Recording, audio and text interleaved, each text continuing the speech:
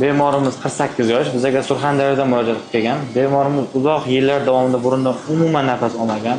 Burun ochuvchi dorilardan, ya'ni Renaxildan muntazam ravishda foydalanib kelgan. Bir kundan 6, 7, 10 martagacha bemorimizga hozir burun to'sig'ini to'g'irlab, chanoqlarni kichraytirish operatsiyasini bajaramiz. Ko'rishingiz mumkin, burun to'sig'i esabrazda, ya'ni chap tomonga ham qiyshaygan va o'ng tomonga ham qiyshayganligini ko'rish mumkin. Xudo xolasa bemorimizni nafas olishini tiklaymiz.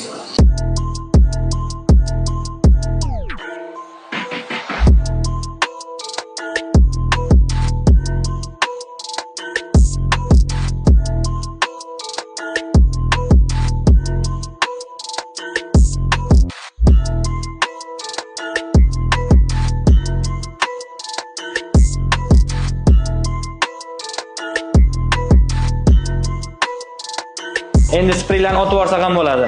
Burun to'siqlarini to'g'irladik, chanoqlarni kichraytirdik, ko'rishingiz mumkin.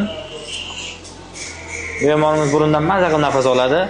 Xudo xolasa siz va siz yaqinlaringizda ham shunaqa muammolar bor bo'lsa, bizga murojaat qiling. Sog' bo'ling.